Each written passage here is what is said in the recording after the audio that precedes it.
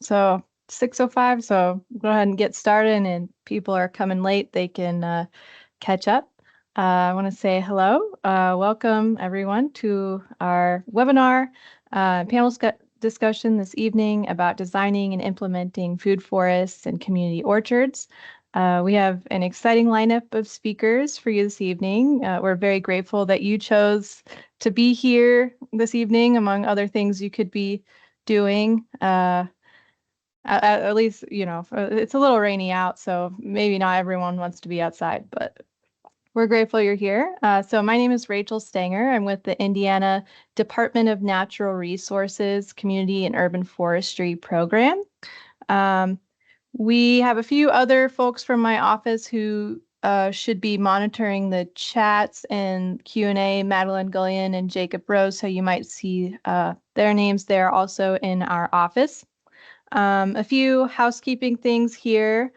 We are recording this webinar. Audience does not have video or audio, so no one can see you or anything, but just so you're aware, we are recording.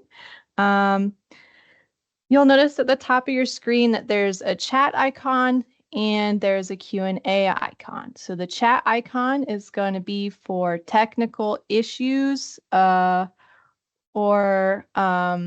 comments, things not related to, not for questions related to the presentation. And the Q&A is for questions related to the presentations. So that's how we're going to be interacting with the presenters, is through the Q&A function. We are going to have 3 20-minute presentations from 3 different speakers, and then after that, we're going to have the actual panel discussion Q&A. So if you ask a question, while people are presenting, we're going to respond and say, hey, we saw your question, but it might not get answered till the very end. So just be aware of that. Okay, so I guess we're going to go ahead and get started here. So, Indiana DNR Community Urban Forestry Program. We are a team of 3 that serves the whole state. We provide financial and technical assistance regarding urban forestry to communities, both large and small. Fun fact with that, it was very intentional that we put community first in front of community and urban forestry. Other programs are not like that. But, we recognize in Indiana that not everyone comes from an urban area. And so we help, communities regardless of the size. So just be aware of that if you have not heard of our program before. In addition to helping with kind of special projects upon request, we provide a lot of outreach opportunities. So we host tree care workshops called Tree Stewards, 3 annually throughout the state. And so we're going to have some links that we put in the chat that you can hopefully access. Mads, do you know if Jacob is online or? I don't believe so. Okay. Well, we will have links for you eventually. So don't worry about accessing the links. But so yeah, we host tree care workshops called Tree Stewards. We have a big tree register, which is pretty cool. It's like a list of the largest trees across the state per species. And so we manage that. We verify nominations.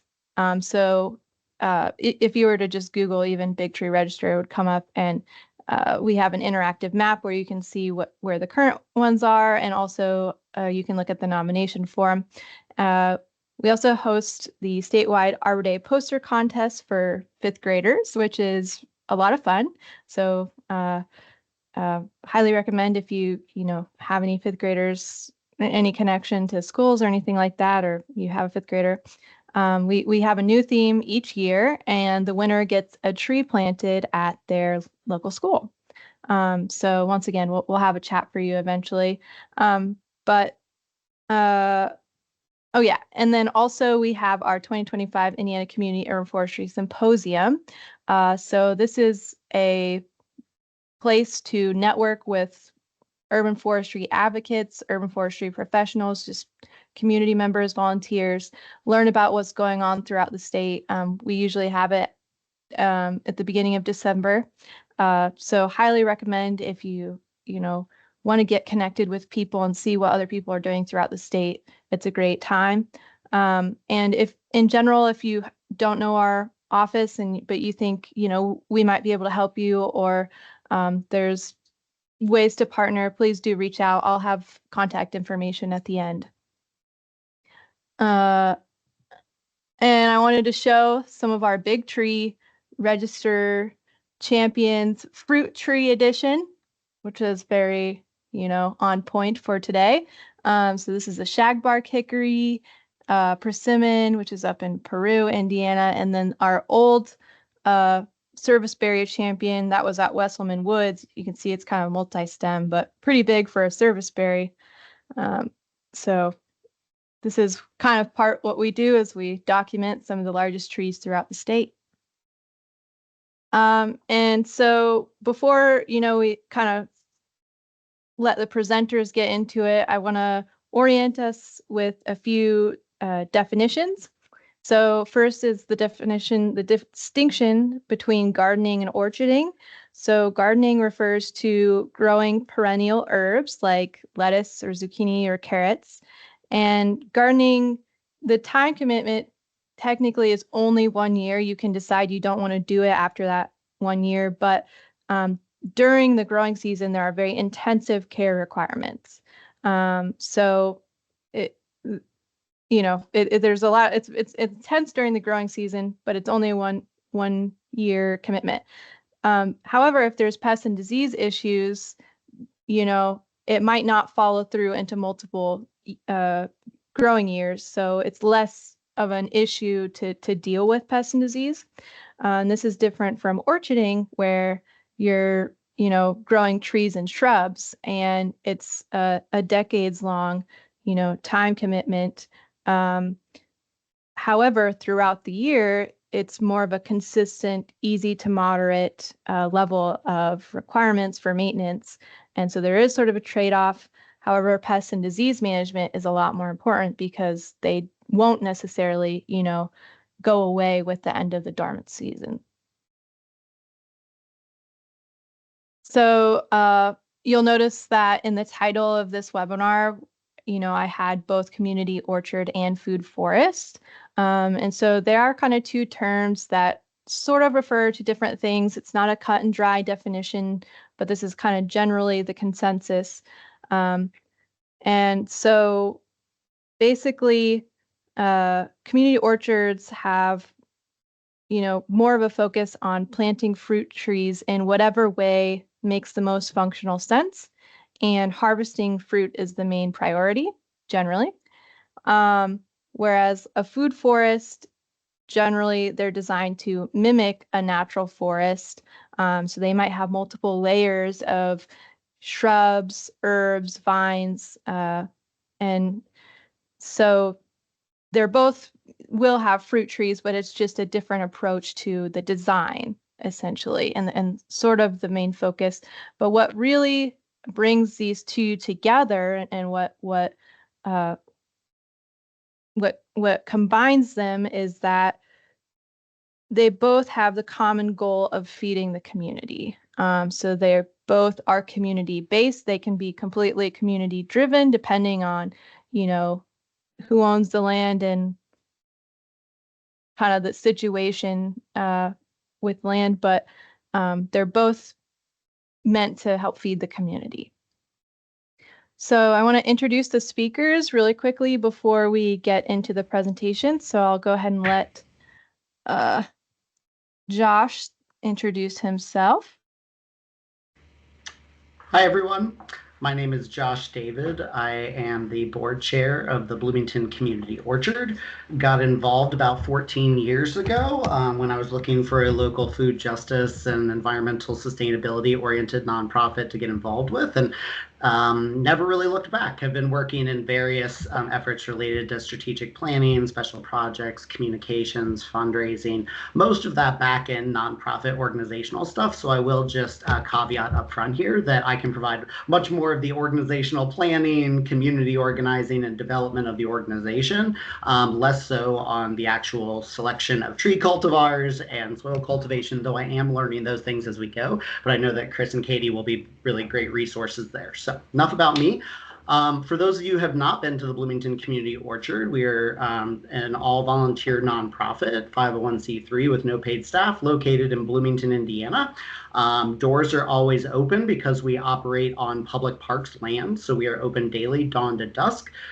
Within that 1 acre property within the Winslow Woods Park, we have over 100 fruit trees, shrubs, plus companion plants, and above all, we only use organic and permaculture practices, not conventional agriculture practices. So you won't see the traditional fertilizers and pesticides and things like that in our orchard, which it brings about healthful harvest, but also brings about some maintenance challenges. So I kind of started with the bottom of the slide first, but to go back to the top here, our mission really is to dream, build, and share an orchard community. And what that means is really up to the interpretation of the individual. We wanted to craft a mission statement that wasn't what we thought we should be, but what the community felt like they could identify and resonate with within our mission and activities. So with that goal, bringing everyone's kind of individual motivations and collective dreams together into that vision of inspiring communities to cultivate thriving systems of sharing and growing food.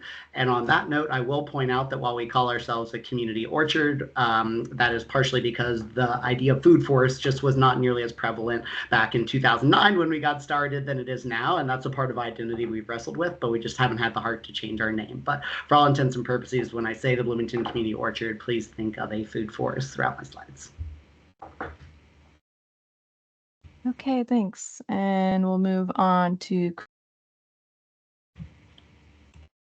Great. Well, really glad to be here. My voice should hold up.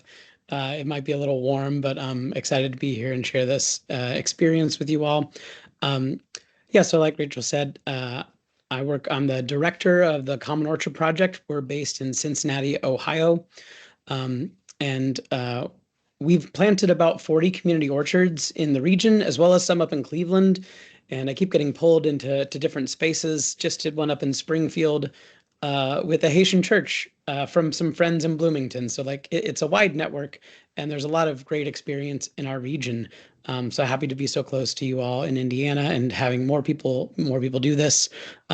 We manage all those community orchards through a network of volunteer, what we call orchard stewards. So my role as the director is to train those people, equip them, make sure they have all that they need. And it also involves like a lot of hand holding, like a lot of walking alongside them. We do a lot of orchard clinics where I show up and we prune the trees together so that they can feel really comfortable and know it's okay to cut this tree. You won't kill it. It's all right. And then, after they've hacked away at a Bradford pear, learning how to prune trees, then they're really great at it. We also run a 2-acre perennial farm. That's where our demonstration orchard is, hoop houses, other growing operations. And we have a mid-scale composting system operated by a skid steer, where we create hundreds and hundreds of yards of compost for our region every year. We're wedged in and partnered with Green Umbrella, which is the nation's largest regional climate collaborative. So Green Umbrella just focuses on a number of things, including energy use, buildings. There's a 2030 district, local food system policy advocacy work, working with local governments to create green plans for their municipalities. So it's a pretty wide-ranging thing, and we're just like the fun garden program in the middle of it, but trying to do something a little more sustainable, a little more long-term than your average garden program. I'll turn it over to Katie.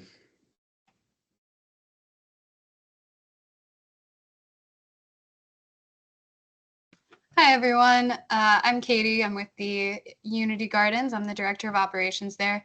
My screen name says Sarah Stewart. She's the executive director and the last person to use Teams on here. So sorry about that. My name's Katie. We've been around since 2008 in South Bend, Indiana. And our mission is to connect our community to fresh food, nature, and each other. And we do this mostly through maintaining free pick gardens. So anyone can access any of these garden sites. They don't have to have worked or contributed monetarily or prove that they need it. Anyone can just come and pick and use the space. So we started there. We started integrating orchards about 3 years ago.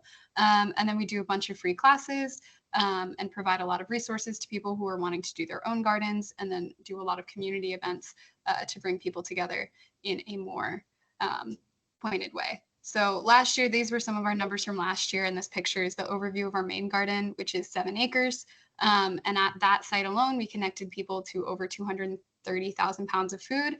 About 180,000 pounds of that was stuff we grew on site, and another 50,000 was partners who donated food to us that we could then just give out to anyone in the community.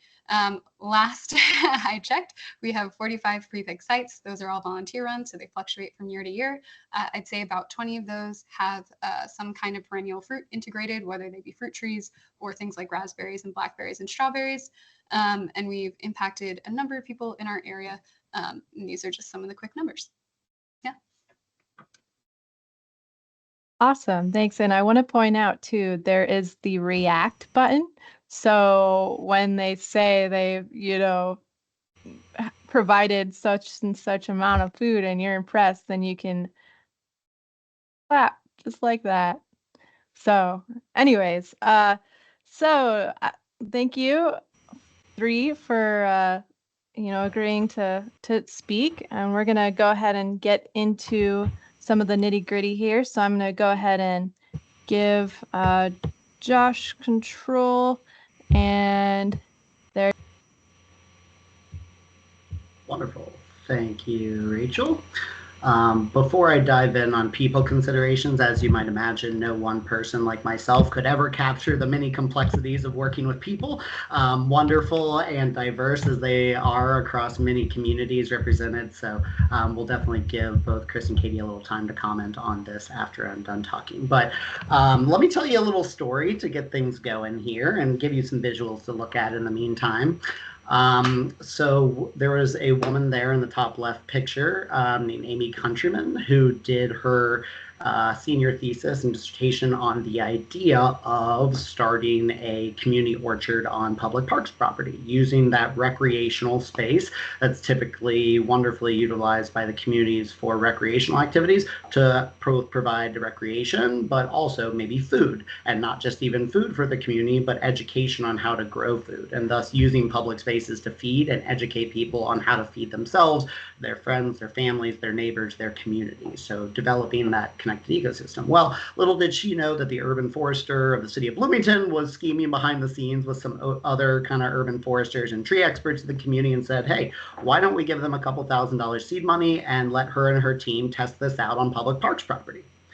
At which point she said, hold on, this was just a class project, right? I don't know the first thing about organizing this. The idea of community orchards is still pretty new at that time. And so, this really shouldn't be driven by my vision or my thesis for it. It should really be for the community. And so that's where she had the brilliant idea of working with friends and local connections, but also looking to organize call out meetings for the community to say, hey, this, if we only shape it based on our vision, it may not resonate with you. And we want to make sure that the collective vision that we all dream is something that we care enough as a whole community to support indefinitely. That's the only type of way that this thing will be viable long term. So with that said, you'll see some of the things in these pictures across the board that have been really influential in working with people and getting that collective buy-in and shaping that collective vision that people can be a part of. So from call-out meetings to site planning to initial plantings to then hosting events for people to come out to your sites, working with partners, like-minded, mission-oriented organizations in your community,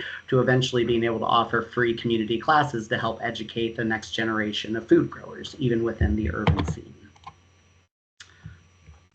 So The first thing I like to start out with is really when you're thinking about planting a food forest or community orchard, you really need to envision what is your orchard. Nowadays, there are lots of examples of community orchards and food forests across the country, but as you all well know, every community is unique based on the people, based on the size, the terrain, the weather, climate, even the local needs and goals of the local government. So when you start with this, I know the first inclination is to say, let's get land and let's throw some trees in the ground, right? And I think that's totally understandable, right? That's what I did when I first got involved with the orchard, and then kind of had an oh no moment when I realized I had planted these 2 apple trees that I love, turned out to be some of the hardest cultivars to actually maintain in an organic way, and said, oh shoot, I'm never actually going to be able to do this. I don't know the first thing about growing food. And then as soon as that panic set in, also this kind of wave of calm set in, because I was like, wait, that's the whole idea behind this community orchard is we're trying to create a network of people that are all learning and experimenting as we go, have different experiences and lessons learned to share. And thus by creating that interconnected network of home growers, we can actually all collectively grow more than the individuals, kind of that greater is the sum of our parts. So I really like to say start with the end in mind. You know, there are some organizations that really want to be focused on max production because they are feeding directly into, say, food banks and food shelters, right, that need that food on the table today, if not yesterday. For us, we knew that growing on 1 acre of public parks property as an organization, we never were going to remove the need for food, much less even healthful fruit, as it was our typical initial focus, just on 1 acre of land. So that's why pretty early we said, hey, our goal is not max production. It's to create a model that is sustainable for the long term and that inspires people to see their potential for food growing. I can't tell you how many people that I talked about food growing and they're like, oh yeah, I went to a farm out in the country on 100 acres, or I went to an orchard on 20 acres, you know, outside of town. And it's like, well, great. We need those bigger operations for food growing for the masses, but how much healthier could we be if we actually start thinking about space inside the urban spaces to be growing food such that it doesn't have to travel thousands of miles cross country and have all that spoilage along the way, and that we're more resilient as communities in developing that kind of food justice and food sovereignty from within on the local level. So that's where we said, hey, max production is not that. We also said we don't want just row after row after row of fruit trees, right? We want to plant diversity. So every year, even if one pest or disease comes along, we maybe get a crop or multiple crops out of things that do really well despite those challenges to certain species. We also didn't plant them in rows because we didn't want this to mirror a typical agricultural initiative. We wanted it to represent a park and a space where people could actively see themselves not even growing food, but maybe just, you know, having a picnic or taking their dog for a walk or, you know, going out for a reading class or a painting class or whatnot. And we have all those things happening organically within the orchard beyond our program. So that's where we're trying to serve as a model for urban forestry, but also show how food growing can be done not on acres and acres of land, but in little tiny parcels, even on your own 1/4 acre lot, we'll say. So once you understand kind of what your community's needs are and your end goals are, that will really help understand who the key people are to get in there. So, you know, we've worked with other organizations that we're doing distribution of existing harvest to people in need. Great. We don't do that at all. We say all are welcome, come harvest, right? We don't dictate who deserves that. We can also measure the impact by the harvest or by the education, right? Are we inspiring? Are we making people more competent in growing and helping play a more active role in their food scene? So also, I like to start with the end in mind because how would you like to describe your initiative and community in the future? I've been through many strategic planning processes, as I'm sure many of you have as well, and starting with the end in mind, those highest level goals really help you break down into the, okay, what do we need to do today? What do we need to do next month, next year, and so on and so forth. So you're really lining up all of your activities in a mindful way, right? If you just try to do everything all at once, you're probably going to spin your wheels a bit and burn out. So thinking about the sequence and order of things is really important. So the other thing I say is don't go in it alone, right? Are there existing organizations or frameworks you would like to emulate or partner with, right? I would say you've got 3 organizations here that are all doing things probably similarly and very differently all at the same time represented here tonight. And that's okay, right? We're all testing and doing different things based on what works in our community, maybe testing new things that we haven't heard of before to see how it goes. And through that experience sharing, we can build stronger community or an urban food forests. So the second step align on the harvest with your community, right? As I mentioned, we're not going for max food, we're going for education. We're going for awe and inspiration that helps people see the potential of what they can do. So one of the things I like to say is don't define the harvest just yourself. Again, you need to be cultivating awareness and interest from stakeholders along the way, whether it's from volunteers, donors, or otherwise. So some things that really worked well for us as the Bloomington Community Orchard were, like I mentioned, schedule those initial call-out meetings, not just to say who's interested, who wants to be involved, how do you want to help, but what do you want this to look like? If you can help everyone have a voice in that discussion, you're going to build so much stakeholdership and so much buy-in along the way that by the time you're actually ready to start planting trees, you should have a much bigger cohort and team behind you ready to help. Hold community forums, right? That's also huge for building awareness, collecting feedback. Even once you think you have your initial vision or strategic plan set, maybe that's a great time to then go out to the community and say, how does this resonate? Are there things we're missing? Are there organizations that we're not aware of that would be great partners because they're doing similar things? Right? You also have to ask for volunteer involvement. I know one of the ways that I got involved really early on in the Orchard's evolution was they held an Ask event, and it was a brunch at a nice restaurant here in town. And generally, when you think of that, you're thinking, all right, we're bringing in our big people to ask them for finances, right? We're asking for donations. Well, this was explicitly not that, and they marketed it explicitly as that. We're not asking for your money. We're asking you to come out, hear what we're doing, and if something is motivating and inspiring to you, get involved. Right? And we had a lot of people, myself included, that got involved because that was just such a powerful ask, not for money, but for involvement. Yes. Next, engage the community, right? For many years, we had an active presence at farmers markets, other local community events. We would go out and do some ourselves and do partner events and whatnot. Eventually, we've gotten to the point where most of those organizations are now coming to us. So there should be kind of a curve of you working to chase those opportunities versus eventually, once you've developed yourself and established your kind of network and community support and stakeholders, that they will start to organically come back to you. Also apply for voting grants. This was one of the most exciting things that I sadly missed because I got involved like a year after the initial founding of the Orchard, but there was a national voting grant from the Fruit Tree Planting Foundation and I think another one from Tom's of Maine that basically said, hey, 2 communities across the entire U.S. are going to get some money and some help planting a community orchard. And whichever community has the most individual votes, you can vote each day to get it, will get that thing. Well, we were one of 2 that was selected for that. And that helped bring in a professional orchardist who helped us plan cultivars and kind of site design, as well as beyond that initial kind of guidance and funding, also meant that we had so many members of the community. I still meet members today that voted for that, 15 or so years ago that I had never met before because they maybe never have come back out to an orchard event, but they loved the idea and they wanted to have it in Bloomington. So last but not least, I say invite local orgs and partners to your space, right? It may be your space, but I would think of it as how do you cultivate a commons kind of area, a sustainable commons for the community. So we now have people that hold classes of their own without us in our spaces, events of our own. We've had a couple people get married in the orchard, and all these different things really create that awareness, create that kind of inspiration, and create that network effect of people talking and kind of saying, hey, this was really cool. Did you even know about this? Hey, let's learn more. Hey, you want to go volunteer, right? It all starts to feed into each other.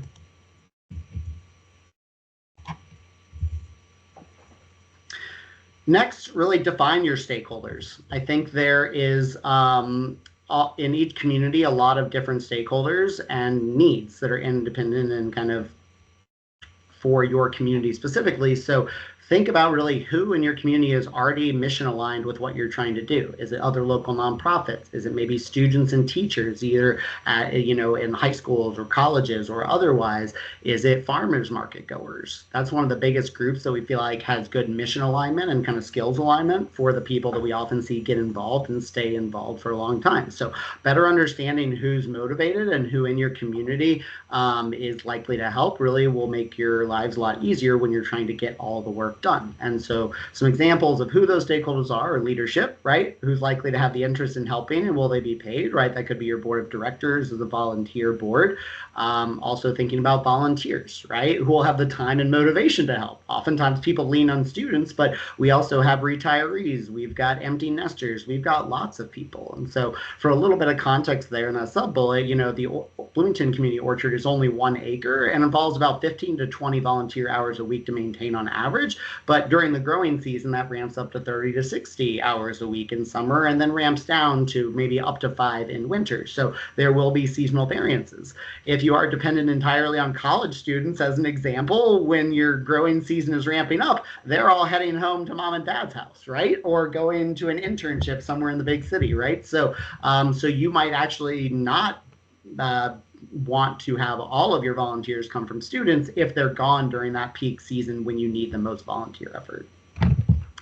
Donors, obviously important. Who wants to support you financially? At the beginning, we were very grant-based, and over the years, we've transitioned to be almost totally individually and small organizational grant-based. But there are lots of great giving programs that are out there and resources. So don't be afraid to look. Don't be afraid to ask. Nowadays, like I said, we're kind of at the point where people sometimes come to us with funding opportunities, which is really exciting.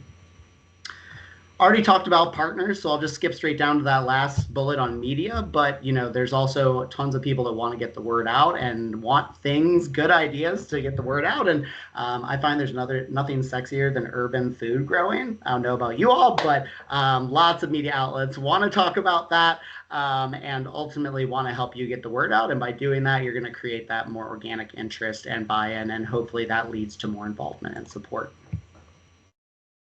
So I'm throwing this slide up because our key partnership is with the City of Bloomington Parks and Recreation Department and the Parks Board. So every year to start off, now we're on a every other year renewal schedule. We basically look at our partnership agreements, say, are we doing good? Are we doing good from you? Both ways, yes, we're all good, doing great things, keep doing what you're doing, right? But we do have some formal agreements for what holds us both accountable. So we're in charge of maintaining the orchard site, providing fruit growing and sharing experiences, overseeing the growing and harvest distribution, providing free classes, and sharing feedback from the community in case there's any negative feedback or positive feedback. We want to share that with the city as one of our key stakeholders because we operate on their land. So what does Bloomington City and Parks and Recreation agree to? Well, they're providing the land and the compost area right outside of it. They're also mowing the area surrounding the site to make sure that it's nice and accessible for the community. They occasionally assist us with mulch acquisition or purchases. That hasn't really happened since the early years, once we became financially independent after our second year. They also help us promote orchard classes via their seasonal program guide and through social media. And in the beginning, they did provide water on site because sadly the utilities could not get to us where we were. So they dropped off a nice big tanker and helped fill that up and provide us with water to keep those trees, especially in those first few years, really well watered. So good to make sure that you could have good alignment. And the city's been a great partner for us. So last slide here. But the last thing I'll say, just in working with people, is big thing is accessibility, right? And not just accessibility physically, but accessibility of involvement, right? That's one of the things as an all-volunteer organization that we have to say is like, look, it doesn't matter. You don't have to be a professional. You don't even have to be an expert gardener to come out and learn orcharding skills. We know there's lots of people that are interested in this kind of thing, and we want to make sure that you know that not only is there no skills or experience barrier, but there's no financial barrier. That's why all of our food is free. All of our classes are free. All of our events are free. If anything, you're likely to take home value rather than exchanging value for something that we're offering you. So that's a big part of us, is that and one of the reasons that we've maintained our identity as an all-volunteer nonprofit 15 years after starting is we are wanting to be a model for other individuals and communities, both locally but around the world. We regularly get contacted by people globally that are saying, we love what you're doing. How do we do it in our neighborhood? And so about 5 years ago, when we really saw a big kind of movement of those asks, we said, okay, like we're being looked at in this bigger than Bloomington light, bigger than Indiana light, bigger than the Midwest light. What can we do? And so we started pulling together kind of a worksheet on how to plan and cultivate a food forest or community orchard, as well as pulled all of our historical leaders together to get those perspectives down into a how to start a community orchard handbook. Both of those are freely available on our website. So When we think about access, though, obviously location is important. We're on public land, but we're also on a public bus line and surrounded by a public park and a YMCA and a family sportsplex facility. And so we have lots of organic activity, lots of families with kids around there. We've got hiking trails in the woods right behind us. So lots of reasons for people to be there. That's one of the reasons we really haven't experienced any kind of issues with vandalism or otherwise, right? Is because the more activity you have, the less likely you are to see some of that. And the more activity you have, the more people hopefully are inspired by that space and want to help maintain, cultivate it, or improve it. So accessibility of volunteers. We're located next to Indiana University Bloomington campus, so we regularly hold volunteer groups from them during our weekly work and learn days, class projects, etc. But we also host regular school groups from like National Honor Society. So don't rule out the high schoolers. They do some really great work as well, and they need some good resume boosters for college. I already talked about water, that we don't have that on site, and how the city provided us. Now we actually harvest our own rainwater off of our shed roof and provide that back in. Also, for physical accessibility, most orcharding gardening initiatives are exempt from ADA standards because they're kind of designed to be more in the field agricultural spaces. However, because we operate on a public park, we really felt the need to make sure that people with physical abilities, maybe in wheelchairs as an example, were able to come out to the orchard, pick a fruit off a tree, and attend our classes. And so just this past year, we installed paver pathways around the site to make sure that everyone can be that. Also, if you're thinking, wow, that sounds really expensive, even on an acre, right? It's a really great fundraiser. And I think a lot of organizations and grantors want to work for those types of things. And so food, what about food access? In the winter, what's on the trees and the shrubs and the bushes and the plants in the winter? Well, not much of the harvest is available there, but we really want to be seen as a food resource. So throughout the year, we actually now have built and installed a little free pantry that we stock with non-perishable goods, especially during the off seasons when we're not growing, so that if people do, let's say they don't know that there's no food on the trees in the winter and they say, I heard I could get free food at the orchard. Well, what if they take, some of their last change and get on the bus and make it over there only to find that nothing's growing, right? Well, then now they've actually taken their time, their energy, and their money to invest in that experience that we can't actually support. And you might say that's not our problem, but we do care about our community and we want to be part of a broader movement within Bloomington for food justice initiatives and increasing food sovereignty. And so by increasing that access without us regulating who deserves or who gets it, we're kind of encouraging that accessibility of everyone. This is actually my last slide. I misspoke earlier. So this just gives you a little taste of the ways that we've created those inroads for involvement by trying to nurture that space for joyful engagement. So it's standard weekly work and learn days throughout the growing season, free classes led by local experts that follow the seasonal cultivation topics so that those people that come out and learn can then immediately put those learned skills to work at the orchard, retain that information by doing and get more comfortable then potentially doing it on their own homes and yards. We also offer educational tours, field trips, harvest picnics, volunteer days, have seasonal festivals just to provide those kind of once every season opportunities for people to come out and engage with the orchard community. And otherwise, as I mentioned, it is open dawn to dusk for that daily enjoyment. So I'm going to stop here because I think that was my 20 minutes. And I will turn it over to Chris and Katie to offer commentary. Sure, yeah, I'll pick up and just add one additional thought on the people thing. So one of my favorite phrases in permaculture and gardening is the best fertilizer is the farmer's shadow. And in that, I mean to say, giving your attention and attending to all the little things that might go wrong or all the little things that are going right and doubling down on those. That's the best fertilizer. That's the best way to grow health in these systems.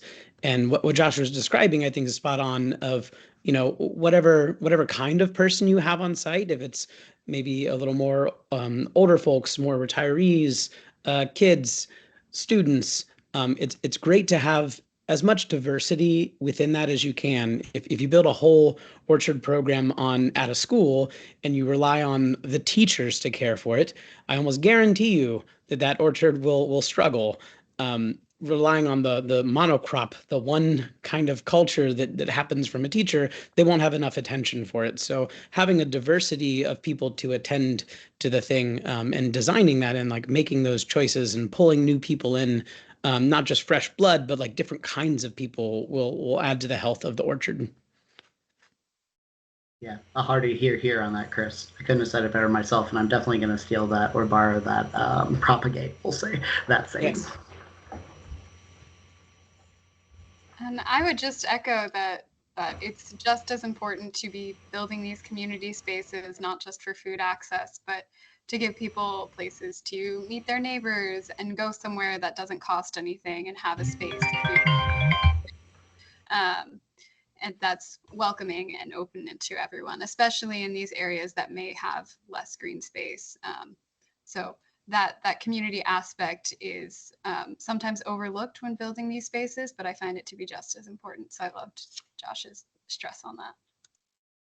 Thank you, Katie. I agree fully on that. A few years ago, people started calling it a green sanctuary, which was a new term for us. And then even more recently, someone was like, have you heard about the term third spaces, right? Not your home space, not your workspace, but that third space where you can feel kind of like at home or at your own kind of place in your community. And so now we kind of see the community orchard as a third space for everyone, and definitely believe strong value in strength and diversity.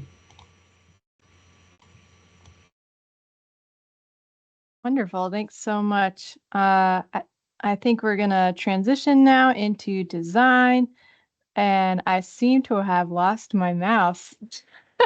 So give me a second. Oh, here it comes. There we go. Oops. Awesome. I think I've got it. Or at least I thought I did. There we go. Cool. Great. Well, yeah. So real quickly, as we get into this, a little bit of background for me. So I've been teaching permaculture design for the past 10 years. Right now, I teach it at University of Cincinnati. And when I started the Orchard project back in 2017, it was a challenge for me of design. We had hundreds of vacant lots in our neighborhoods, and a home was almost never going to go on them. Even now, with the housing market boom and runaway, there still are a lot of vacant lots around. So I was trying to devise a way that we could not just plant one community orchard, which is fantastic, but for us, we just had a bigger challenge.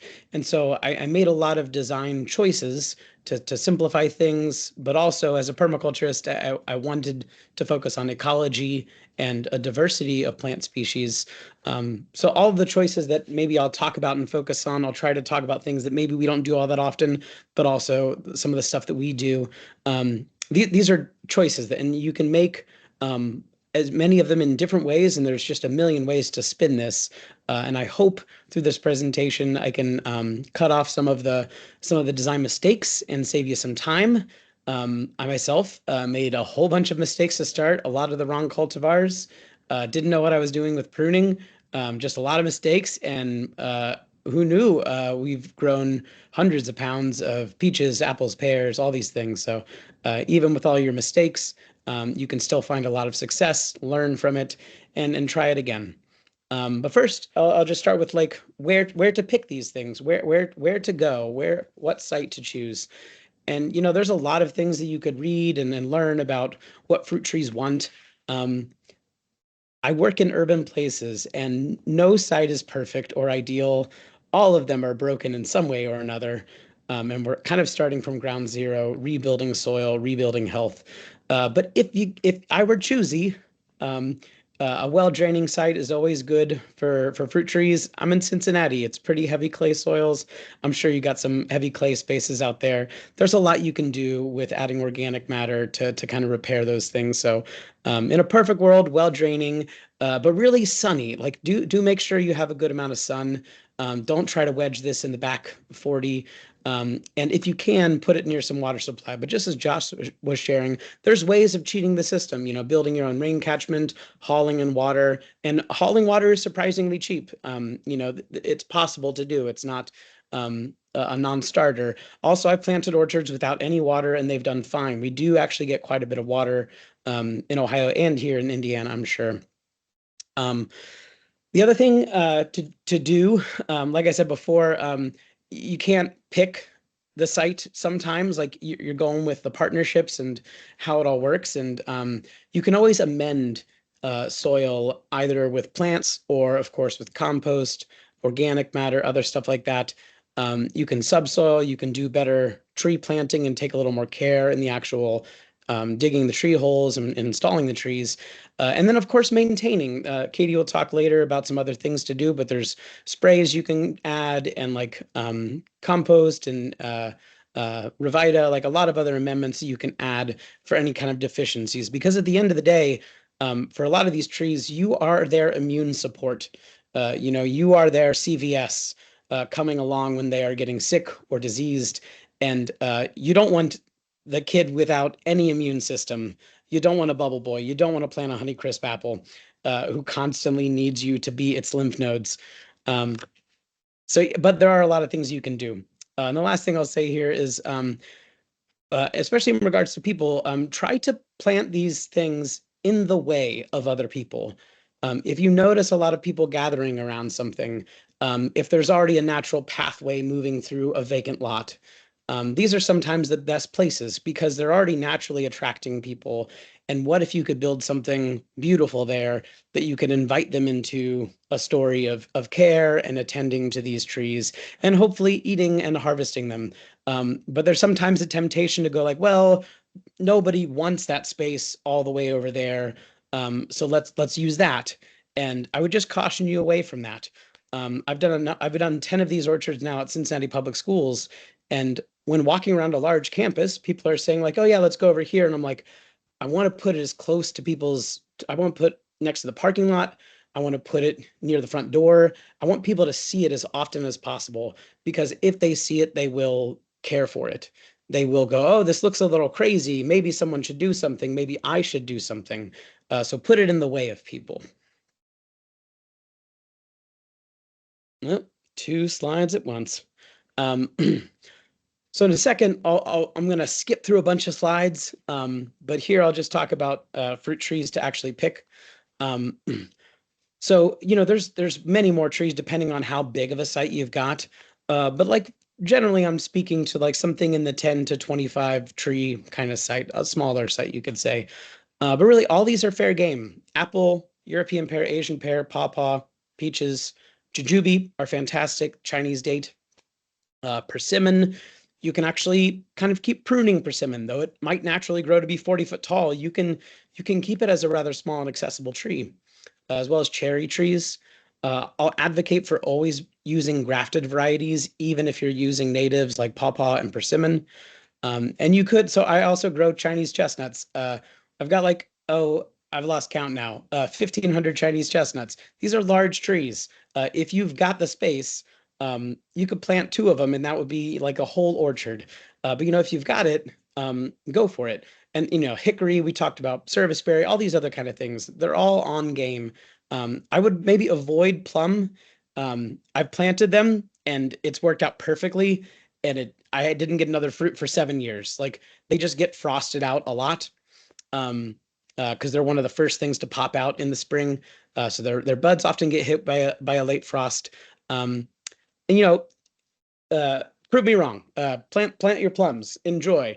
But I tend to avoid them. And they also are a host vector for plum curculio, which affects apples quite heavily.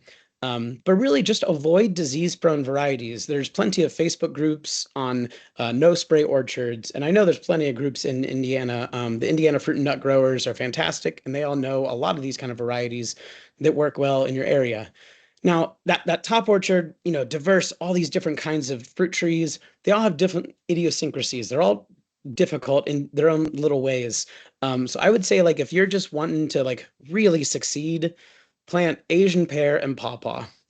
That's it. Like, hardy, tasty, disease-resistant. Asian pears still have that crisp and crunch like an apple.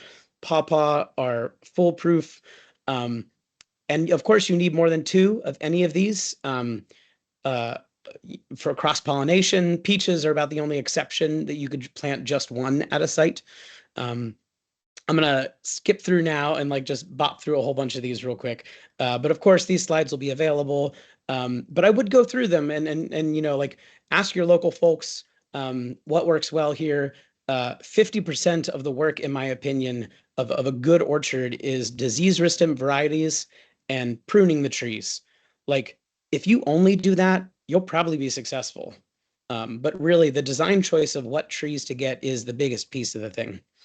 Of course, yeah, Asian pears there, European pears, so many different varieties and notes. Jujubes, fig, a lot more hardy fig coming out these days. Bush cherries are fantastic. They're not as tall, but they're really beautiful and very prolific bushes that I think do even better resisting bird pressure and bird picking because they do a good job of kind of hiding the fruit under the leaves. Pawpaw, you know, plenty of great varieties out there to add in. Here's a little note on rootstock and size. So if you aren't familiar, all fruit trees that you want to eat, you know, the apples worth picking, these are cloned fruit. So you take a stick from a cultivar that you really like and you cut it into an existing tree. And these days, there's a lot of different varieties of rootstock, particularly for apple, but also pear and some other stuff have different varieties of rootstock. If you've got a really small site, you could add in a row of like 5 dwarf apple trees if you really wanted to, you know, you got to be ready to take care of some apple. It's not the easiest tree to take care of. They'll always need stakes or some version of support because the roots aren't big enough. But I've planted these at a number of spaces, like some schools where we planted a dense row of, we have blackberries and like 15 apple trees at a kind of a school that's like teaching kids more ag tech stuff. And that's what most apple orchards are going in as. They're going in as dwarf trees. So there's like a reason why all these orchards are happening with dwarf trees. They put out fruit in 3 to 5 years. It's really great. Most of what we do, though, are semi-dwarf. And this is a good blend of the tree is more or less self-supporting. The root, it doesn't need an expensive stake or trellis system. You know, it's a little bit taller, so it's a little harder to harvest. You got to get a pole fruit catcher or use a ladder. But I still think it's worth it. And then Asian pears are already naturally like a little semi-dwarf. So even if you have it on larger pear stock, understock, or the root stock, they'll already be a little short naturally. And then, of course, you can always top the tree to make sure you can still touch it. Because again, the farmer's shadow, if you can't actually access the tree, then it's no good to you. So make sure that you can still reach the tree. And standard trees, I mean, there's a big difference between a standard apple at 25 foot and a standard chestnut at 50 foot. So all that to say, when you are spacing these things out, I would recommend, just like as a general rule, you're thinking in the 10 to 20 foot range. Any of the places you're buying these from, different nurseries, they'll have spacing recommendations because it's a pairing of the rootstock and the cultivar itself. Different cultivars are more precocious, as they say, and grow more tree. And our goal as fruit tree growers is to grow fruit, not so much tree. The tree wants to grow tree, and we want to grow fruit. Yeah, you've got to counteract that, and you've got to sometimes slow that tree down and pull it into fruit production. We can talk more about that in maintenance. I'm now noticing I'm like wiggling my mouse around. I hope that's not just like the nervous tick that everybody is watching now. So as far as like overall design, there's no one way to do this by any means. I would say, though, there's like more simple versions of doing this and more complex versions of doing it. And there's no harm in either version of it. It's really an appropriate assessment of the resource base that you have, the volunteer base, the experience, how much you're willing to bite off. I highly recommend planting, a quarter of your design to start and then going like, cool, we've got an acre site. Let's just do a little bit of it and see if we as a group of people like doing this thing before we, find those grants and expand the whole system. But a more simple approach I refer to as tree islands. as the pattern because these are trees and grass. If you have a lawn, all right, this is like running wild on me. If you have a lawn, you can have an orchard. So, you go into that lawn, you cut out a big space of the grasses, and you plant a tree in the middle of that. You plant a bunch of trees. This would look like yearly mulching of those under, like the understory of that tree. But you can also add in some herbs in that understory. I think that a problem with this, though, is kind of a lack of connection. These trees are growing in the middle of a lawn, which is not their native habitat. I had the good fortune of going to Kazakhstan several years ago, where apple trees emerge on this planet. Domesticated apple comes from Kazakhstan. I went into native apple forests, and these are forests. They're drier than our forests, but they are forests, and there's a diverse understory underneath these trees naturally. That's what they like, but they don't like super dense turf right up against the base of them.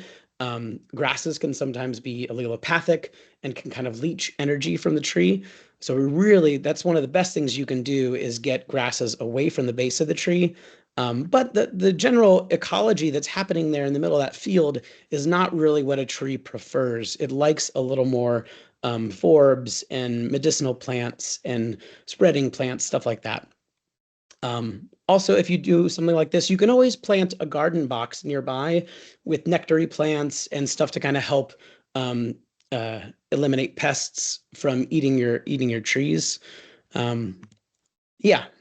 Here's just an example of like tree islands, right? Like, a perfect grid of a bunch of trees with some berries. This is at a church in St. Louis. I think this is great. We don't tend to do this very often, like maybe 1 in 20 orchards tend to look like this for us. But that's because we have the momentum and set up the whole system to get enough plants out to people. This is one I saw that was mostly abandoned up in Cleveland, but you kind of get the idea, right? Like grass is right around the base of it, a tree that's kind of been uncared for. They could do a lot even to get this one a little more in line with good production. But so I think simple orchards and food forests can be fantastic. But if you want to go something a little more complex, these are more polycultures. There's a lot of different plants that are interacting in the system. So yes, they're more complex. And there is more weeding to do. Like that's just the reality of the thing. But there's also so much more beauty and so much more life and vitality that's happening in these spaces. We use a lot of plastic, and I'll show you some photos in that. So we do rows of plastic and then herbs and other plants popped into holes between that, and then fruit trees in the middle of it. But you could just as well use sheets of cardboard and mulch. You just do, you do have to keep applying that every year, and it's a lot of labor. So if you've got access to, some youth groups or just a crew of people who are ready once a year to just like put 50 hours in on the thing, then go for it. But for me, planting all these orchards, I wasn't confident that we would have that in every single site. These more complex orchards evolve mutual support guilds. So these are different plants that you would have in the orchard that would be improving soil. So they might not be producing fruit, but they're serving other vital functions to support the health and vitality of the fruit trees. So again, it's more complex. It's more plants to learn and their culture and like the things that they require for life and vitality. But to get more nectary plants to provide for predatory wasps that eat the stuff that eats our food. But also medicinal plants that are good for our own bodies, as well as things like willow, which if you take and you kind of grind it up, you could apply it as a mulch to trees. It's a highly medicinal and nutritive mulch that you grow right there on the site. You don't have to, it's tariff proof, as it were. So yeah, grow your fertilizer right there, right next to you. Another thing to add about that is nitrogen fixing trees and shrubs. Black locust, sea buckthorn, or stuff like Amorpha fruticosa, river locust is more of a shrub. And you basically, when you cut those things, the nitrogen nodules that it fixes on its roots, when you cut the top, it doesn't need as much roots, so it sloughs off the roots and distributes that nitrogen back to the soil community and to the trees that you're working with. You might still have grasses to contend with in these orchards, but if you use plastic or if you use clumping plants, and I'll share those in a second, then you can kind of create a hedge or a moat to defend against all those invading grasses. I'll pop through with some examples. So here's one of the first ones we did. This is a peach tree. This is a passion flower. Don't make this mistake. Don't plant a passion flower by a brand new tree. It will vine over and engulf that tree. But there's stuff like wormwood and black locust and wood betony and boneset, other medicinals, all there in that orchard. And that's the orchard in year 5. And now that orchard is 8 years old. So all those trees look fantastic. And it, like Josh was saying, it looks like an edible park. You know, you walk through it and there's a lawn, and it's very clean because it goes from lawnscape to like forest. And you know, there's flowers everywhere. No offense to like the more sprawly, sometimes permacultural approaches to these things, but to me, I think there's so much that people need to become literate in these ecological systems, and I don't want to put a bunch of barriers to that. I want to make it really clean edges so that they can access the information and learn about these plants slowly. Here's one more shot of that same orchard just from an angle, right? So like clean lines, and that's the kind of goal we want to make. That's why I particularly choose community orchard over food forest, just because it's a little bit more accessible language. People can kind of more immediately envision what an orchard is, but what these are to me are like little ecological orchards, or they're mini in-row food forests. Here's another visual of what that kind of looks like. Like I said, it's apple, and then, you know, all the fruit trees, black locust, and then a whole bunch of stuff in the understory. One more visual. We did a fun one here where I tried to basically plant an edge of those like kind of plastic deck boards, just to create a clean edge so that landscapers wouldn't destroy the orchard. Honestly, that's another major reason for the plastic, is just so landscapers don't just like mow over it, because there's like a clear visual barrier. I've had landscapers run over metal fencing surrounding a tree. It's wild. So last slide I'll share is just, you know, again, this is just a concordance, not an exhaustive list. Add whatever you want. Just a whole list of different herbs that we use in the understory of these orchards. 4 that I'll point out, they're in bold. I think if you only had these in like, say, tree islands or something like that, if you just had comfrey and yarrow for newly planted trees, you know, like really young ones that get a lot of sun. And then if you have more mature trees, things like sweet Sicily or hosta form a great ground cover underneath the tree. They provide a lot of benefit. Hostas are edible. So, you know, there's still edible things to this, and they also cover the ground and keep invasive weeds from coming in. I think that's all. I will wrap up right there and turn it over to Josh and Katie.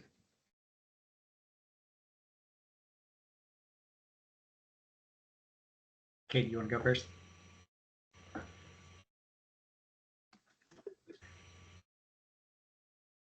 I would echo the keeping in mind who's doing the landscaping. Very often when we are planting orchards, we say, okay, you mulch for all of these ecological reasons, and then you also mulch to let people know something's there.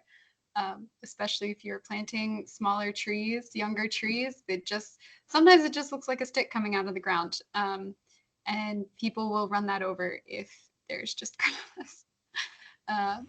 Yeah, fully echo that sentiment. Yeah, I would echo lots of Chris's sentiments through that. That was a great presentation, Chris. I also really love that you bring about the connection of the soil around a tree's roots as its version of the immune system, right? That's one of the things that we like to tell people. Our bodies are immune systems that keep us from getting sick or help prevent sickness, right? Trees, what they have is generally in the soil, right? And so even if they do face pests diseases, things like that. If their soil is super rich and nutrient rich, right, that they have a much better chance of kind of fighting back against those and maintaining their production and harvest. So actually, great point, because I talked about how I made the mistake of going out and planting my 2 favorite apple trees. And Chris, I want to know how you knew one of them was a Honeycrisp. I'll come back to that one later. But with the Bloomington Community Orchard, not only did we want time for organizing and building the stakeholdership, but we wanted time to cultivate the soil. So understanding what your soil is, like once you get a site and identify a site, maybe starting with soil tests, right? To understand what you're working with, where there are deficiencies, where there may be unexpected benefits that you weren't expecting, right? Is a really good thing. And so the first whole year after we started, we didn't plant any fruit trees. We waited an entire year after forming the organization to plant, because we were lining up our plans, building our community, identifying all these cultivars, which Chris, I wish I had had your list like 15 years ago, right? That would have been great. But now everyone here on this webinar does, and whoever watches it thereafter. So I would say, make sure that as exciting as it is to get the trees in the ground, that you're really taking the time to understand what's under the ground. What are you going to be working with? Because that's what your trees are going to be working with for years to come. And while there are things that you can add on after the fact, whatever you can get in there and help the soil develop before they plant is really going to help jumpstart those.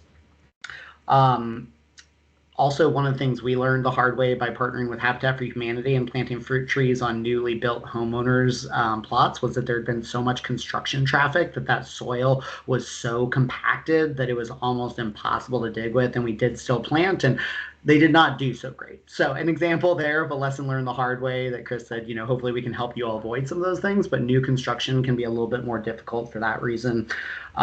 Also, we had water issues, not just from lack of water, but in some areas of our site being super watery. So permaculture ideas like berms and swales will help you kind of say, dig up a row, top it on top to build a raised garden, and backfill that hole with mulch. So you're creating a walkway, but also so that mulch is soaking up that water and retaining it, so it's not just running off your site. And then as the ground dries during the summer, slowly that water gets back into the root system. So there are ways that you can use permaculture to cultivate soil even in boggy areas.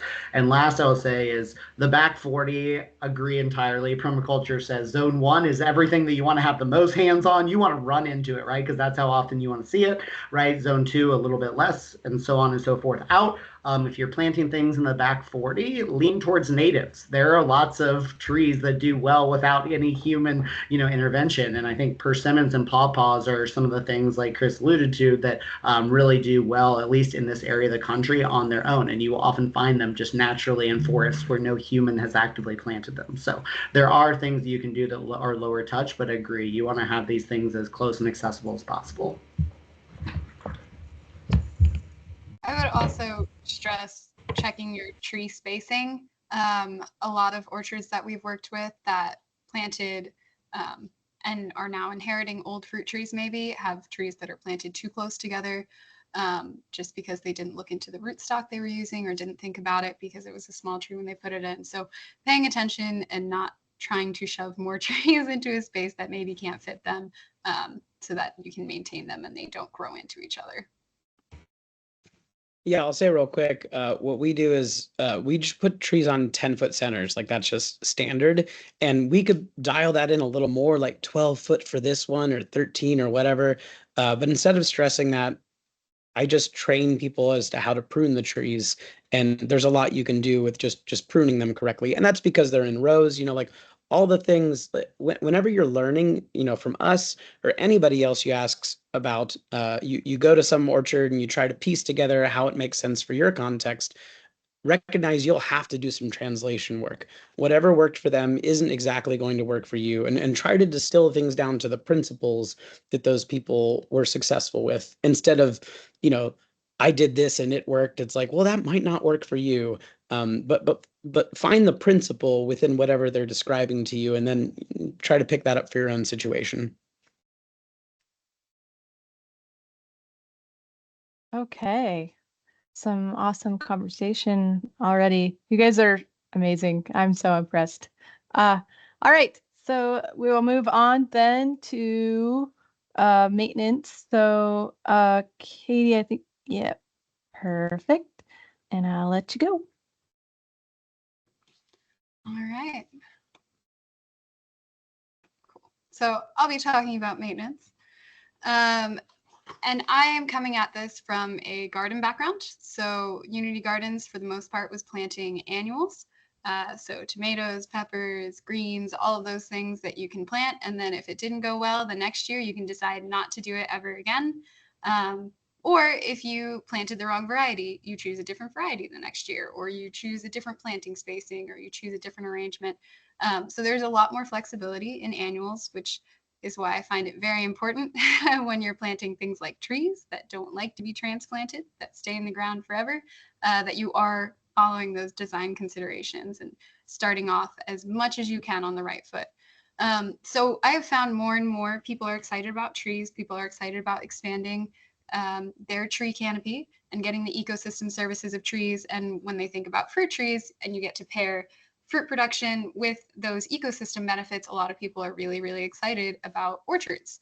I have cautioned people on three main things, and that is that orchards are long-lived. So once you put that tree in the ground, it's going to be there for a number of years. There are many people who come to our classes who are like, I am recovering a tree that my grandfather planted.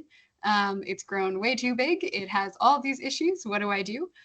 So you are making a long-term commitment once you put that tree in the ground, and that is something you have to keep in mind when you're doing orchard projects. Second is that there are a lot of pest and disease issues, especially if you're starting off with cultivars that are susceptible. And unlike annuals, where you can just choose not to plant that thing in the future years, or you can choose a different variety, or you can move it, a tree is there. And if it has that issue and you don't deal with it, it'll just continue to grow. So that's something you have to keep in mind. And that there is a higher startup cost. So if you are starting with, just from the community up, you don't have funding for it, I have found that gardens are much cheaper. Especially if you're doing like a no-till method, because a pack of seeds is like $3, and then you just need dirt. And in South Bend, we have free mulch and compost from our city. So it's very cheap to do a garden, but trees have a higher startup cost, both in getting the tree and then also getting all the equipment you need to take care of a tree. And that may include sprayers if you are integrating sprays, whether they be commercial, more chemical intensive, or holistic sprays. A lot of orchardists, especially people who are growing those harder cultivars like Honeycrisp or like any apple ever, you will likely need to spray to get fruit that you could sell without blemishes, or fruit that's completely market quality. And those things add up to a higher cost for a slower payoff, because a lot of fruit trees won't start producing until their third, fourth year. And if they are producing early, you want to take off the fruit, which hurts a lot of people. So it's a long-term commitment that takes a couple of years to pay off your maintenance time and your money that you put into it. But if you are excited about orchards, that is wonderful. And there are many things you can do to maintain them well. So first, a lot of people ask where to source trees. The rule of thumb I usually give to people is like, if you could buy a toilet there, maybe don't buy your fruit tree there. So I would stay away from big box stores like Home Depot, Lowe's, anywhere that does not specialize in fruit tree growing is probably just getting those varieties that people recognize because they know they can sell them. And I don't want to be mean to Lowe's, but they probably don't care if your fruit tree survives after you put it in the ground. So they will sell you that Honeycrisp without any regret. So we have tended to get fruit tree stock from places that are specializing it. Also, this is a weird rule of thumb, but if the website is kind of terrible and looks like it was made in 2008, they probably have amazing fruit trees. So especially those ones that are like 30 plus years. So there is a hazelnut nursery that I was reading through their cultivars, and they were like, oh, this one's new for us. We've only been growing it 20 years. Those are the people you want to be buying from. They know what they're doing. They know what they're talking about. So choosing those established nurseries. And then once you choose nurseries, and for the most part, specialized fruit growers are not going to be like down the road from you. So likely you're going to be ordering things from online. In Indiana, I think the only ones that we're picking up local are from Indiana Berry, who specializes in small fruit growing, and they're wonderful. But for the most part, we are getting our orders online. So we can't inspect the stock ourselves, but they usually have these wonderful catalogs of everything that they're providing for the year. So like Chris said, you want to pay attention to that disease resistance and pest resistance. First of all, that is the easiest thing you can do to make your orchard easy to take care of. Everyone I've talked to has installed orchards. If they didn't pay attention to that, that's their biggest regret. So looking for those varieties that are easy to take care of, that still taste good, they exist, they're out there. There's a lovely list in these prior slides. So go for those first. And then you also want to make sure you're paying attention to the rootstock you come in. And there are many, many, many rootstocks out there. People have been grafting trees for hundreds of years and have developed many different ways and many different things to graft onto. So you can usually look at what's recommended by the nursery, but you can also look into these. You can look into these descriptions that are provided in the catalog to see how big they get and what is specific about that rootstock. So especially if you're growing in sites that maybe aren't ideal, there are some rootstocks that are better for growing in waterlogged soil. So you could look into rootstocks as a way to amend your planting issues. But you also maybe want to pay attention to disease resistance in your rootstocks as well, because if you have apple trees that you're growing and you have fire blight in your orchard, that fire blight can target the rootstock just as much as it would target the part of the tree that's fruiting. So you want to make sure that that rootstock is also resistant. And then make sure you have a pollinator. It is very tragic if you plant a fruit tree and you did not plant a pollinator, because it has nothing to cross-pollinate with and it will not produce fruit for you. So a lot of nurseries have pollination charts. And so this one's very tiny, but there's varieties on either side, and you can see when they're blooming. And if those bloom times overlap, then a pollinator can carry pollen from one bloom on the tree to a bloom on a different tree, and it'll produce fruit. So the longer that those bloom times overlap, the more likely you are to get better pollination on your tree. And if you don't want to deal with a pollination chart, often nurseries will say, like, this is the recommended pollinator for this variety. And so you can go off that as well. And if you're planting orchards on a large scale, you can also look into bulk pricing. So you're not dropping like $75 a tree, but maybe like $20 a tree. So look into that for sure.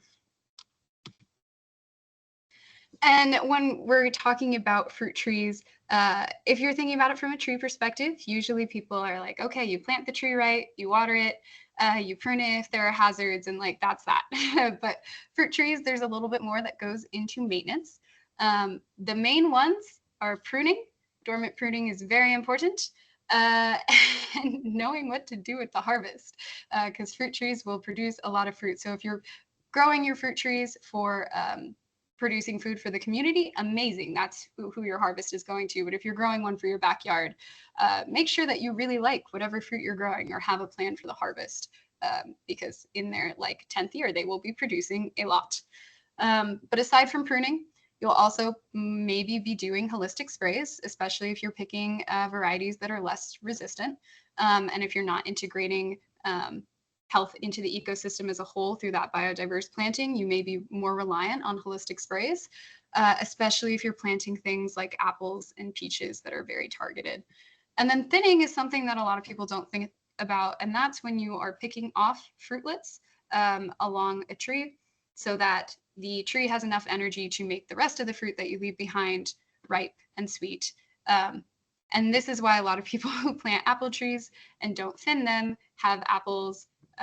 It bears fruit one year and then it skips a year and then it bears fruit the next year because it used up all of its energy making every fruitlet on that tree ripe, and now it's exhausted. So it needed a year to recover. So thinning is really important for that regular fruiting production, but it's also important for the fruit quality. You'll have bigger fruit, you'll have sweeter fruit, and it won't rub against each other on the tree and make these little wounds that bugs can get into really easily. And then it's important to water your trees because they are also plants. And while you're watering, you can be out in your orchard and checking into how things are going. Are there pest problems? Are there disease problems that you need to pay attention to? So specific notes on pruning. Like I said, regular tree pruning is mostly just removing diseased, damaged, or dead wood and anything that's hazardous. Fruit tree pruning is that plus.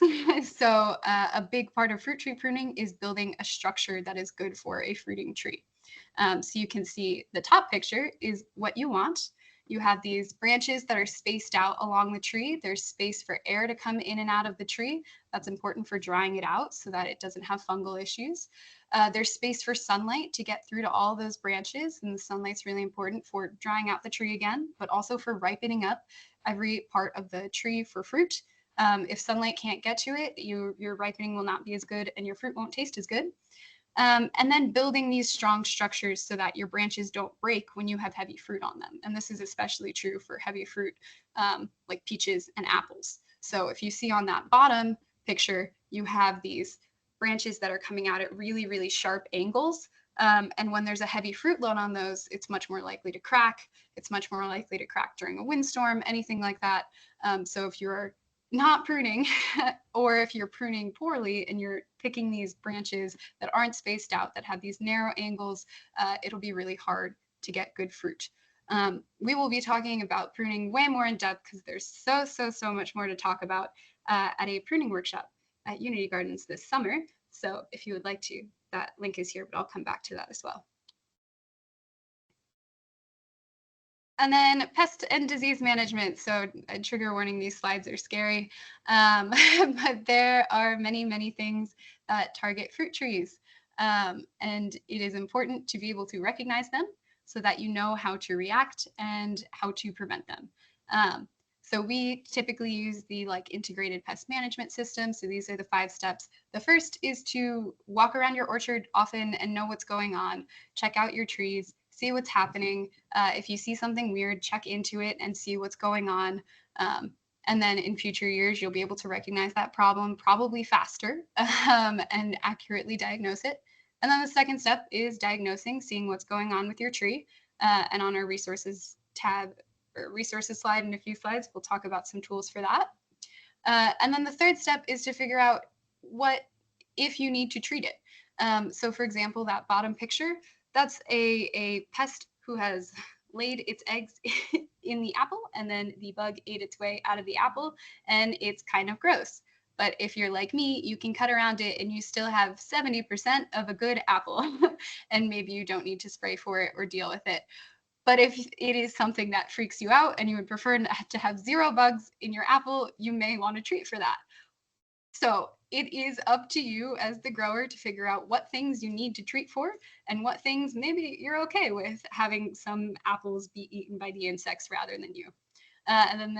But then on the counter side of that picture on the far right corner, that is a picture of fire blight, which is a disease that targets apples and pears. And it is very contagious, and it's very bad for your tree. It can spread through your orchard really quickly and kill your tree within a season, if not within a few years. So something like that, you need to be able to diagnose and understand what it is and how to prune it out so that it doesn't spread and kill your tree. So that is something you would need to react to, whereas if you had just a couple bugs eating your apples, maybe you don't need to react as quickly. So once you know what's going on, then you can decide how to react, you can decide how to deal with it, and take notes and pay attention to what worked and what didn't work so that in future years, you are better equipped to deal with them. And then a note on pollination. So most commercial orchardists, maybe not most, many commercial orchardists will actually ship in bees to pollinate their trees because they have just planted a monocrop of one type of fruit. So there's only bloom times for maybe 2 or 3 weeks out of the whole summer. So there's not enough food for pollinators to stick around in that area. And if you do not have pollinators, you won't get fruit set. So if you have an issue with attracting pollinators to your yard, or if you're worried about that, and this goes as well for beneficial bugs, which are those bugs that may eat the pests that are targeting your fruit, you want to plant a lot of things that bloom.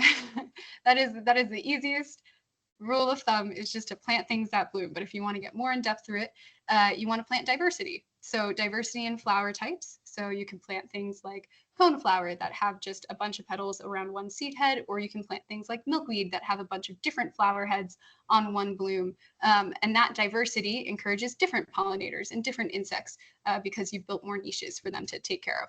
And then different colors, so planting yellow and purple and white, and planting things that bloom from the very, very beginning of the season when the bees and the birds and the butterflies are just waking up, all the way into the fall. So we let the dandelions bloom because that's early pollinator support.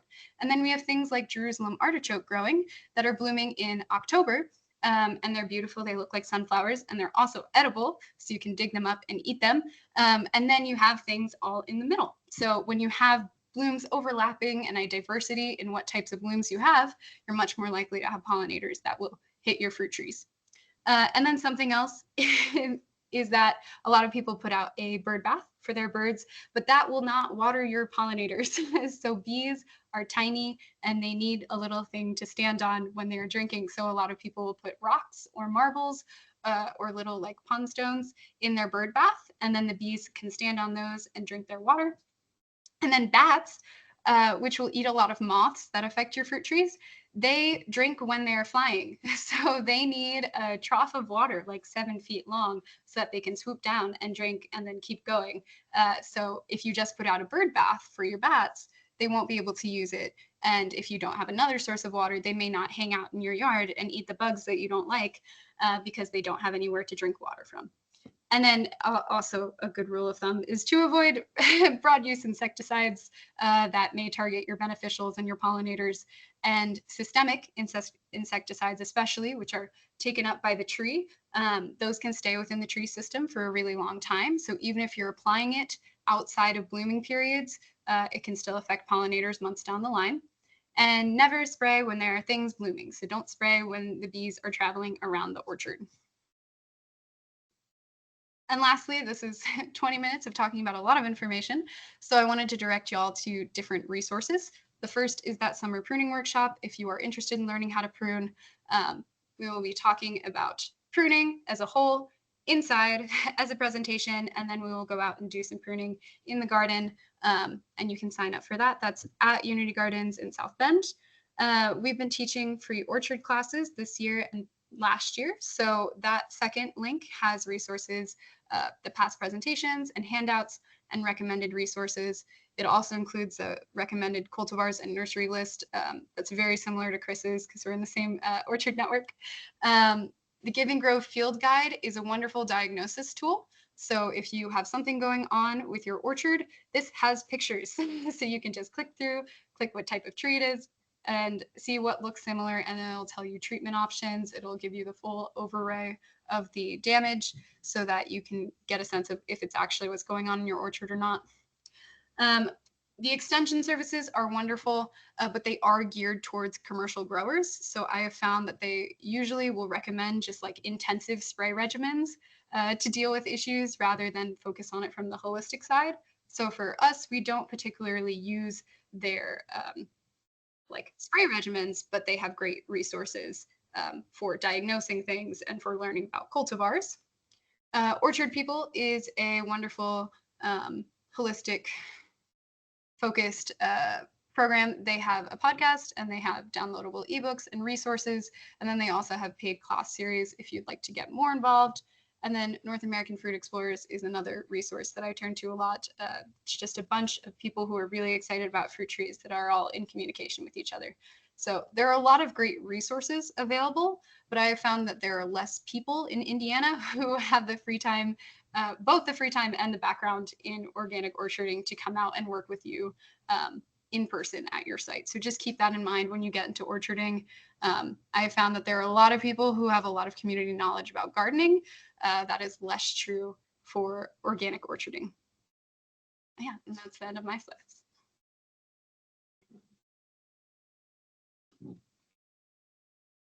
Cool. Yeah.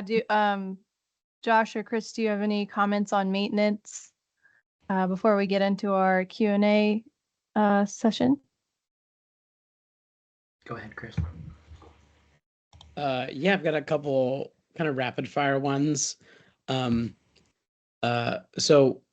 one bit of maintenance that you can only do once, that I myself didn't know you could really do, is when you're planting the trees, you can prune the roots.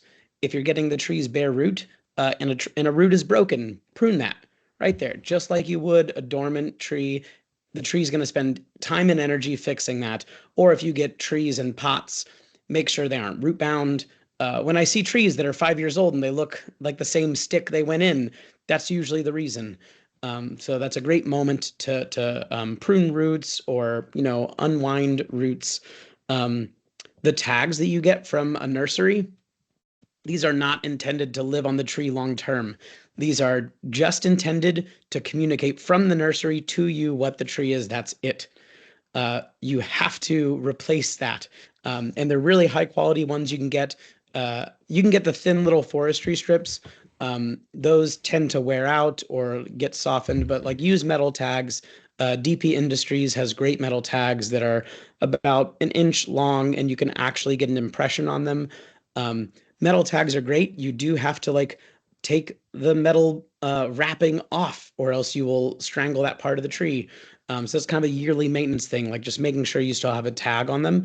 And I would also highly recommend a map. Every single orchard I come to, no one ever pruned the trees. No one remembers the names. If you don't know what rootstock and the tree cultivar, you're in for a world of hurt. Rabbit protection on the base of a tree, so like a spiral guard in the first couple of years, really highly recommend, or hardware cloth around the base of the tree. Especially with this winter, we had snow for months at a time. Rabbits have nothing else to eat except the delicious cambium around the base of your tree. I'll say one thing about sprays, because we do spray trees. The tricky thing when we're talking about these, community or volunteer orchards is, this isn't our profession, and it's really difficult in the spring to thread the needle of generally like every 2 weeks, a spray of some kind. And the spraying isn't so hard. It doesn't take a ton of work. You feel a little clumsy the first several times you do it.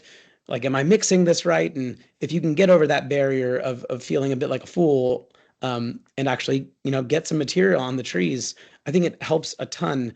But really, the difficulty is like watching out for rain and not spraying like in the middle of a rainstorm, which today it rained. Like, it happens a lot. So making sure that you have like kind of enough people in your crew that, hey, the one day it's not raining this week, I'm actually busy. Could you pick this one up? So relying on your friends to help, and like, cool, could you do all the orchards in the area? Like the 3 different orchards, and I'll do the orchards in 2 weeks. And then, I already said this once or 1,000 times, but I can't stress it enough. Don't let grasses sit at the base of the tree. Put some cardboard and some mulch down, cover it, weed it, do whatever you can. And then the last 2 things I had was mostly just recommendations. So if you're looking to purchase fruit trees, I highly recommend Cummins Nursery in Ithaca, New York. They're great. They were started in connection to Cornell, and really descriptive as far as like rootstock and all that kind of stuff. And then also Schlabach in Medina, New York. They're Amish, so you have to call in and get a physical printed copy of their guide. There is no online presence, but there's always availability. So those are 2 nurseries I recommend to get bare root stock shipped in the spring. And then finally, as all these are great recommendations here, but Indiana Fruit and Nut Growers are a fantastic group for all of you to connect with. They have a great Facebook page, and also there's a scion swap in the spring. So in the next month or so, I can't remember the exact date, but there'll be, I can't remember the location either, but getting together to share scion, which, if you don't want to buy the expensive cultivars, you can get rootstock and graft your own trees and plant that out. So going to a scion swap is a great way to connect with other fruit growers who are growing those varieties to some version of success. I'll wrap there. I will add a couple more things here. Since we've been talking about sourcing fruit trees, I will say that one of the things we try to do, aside from just buy local where we can, if that's a possibility, is trying to source from climate similar locations of where we are. So sometimes you can experience transplant shock if they're being grown in one hardiness zone and being shipped for planting in a completely different hardiness zone. Now, hopefully the nurseries you're working with have done that. I know some of them, especially some of the bigger, online ones, they actually give you kind of a 1 year, no questions asked refund or replacement policy. So especially that's one of the things that a lot of first time growers feel a little bit more confident in, is to Chris's point, like you're going to have a lot of uncomfortable moments the first time you're doing these things, but you get comfortable pretty quick as you do them, as you work with other people that are doing them and you share that experience. So just keep that in mind. Also, I would say, Katie, I'm glad you're one of the people that just cuts out the spots on the apple and keeps eating them. I think we generally need to normalize more spots on fruit, because over the decades,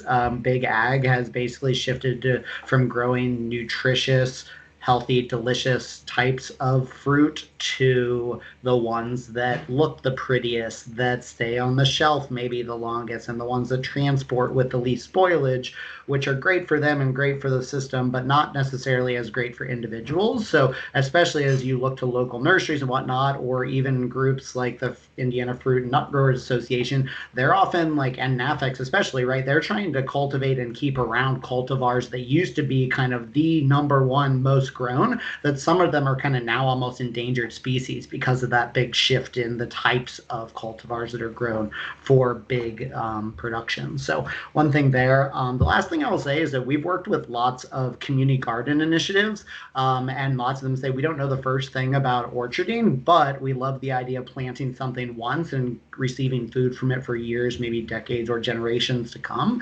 And so layering in, not going and planting 100 fruit trees on day one, right, as Chris said, but planting a little bit, getting some experience, developing that capacity as you go, has been a really successful inroad for a lot of people that already have a lot of good understanding of kind of food growing through the annual lens, to more quickly pivot to that perennial agriculture lens.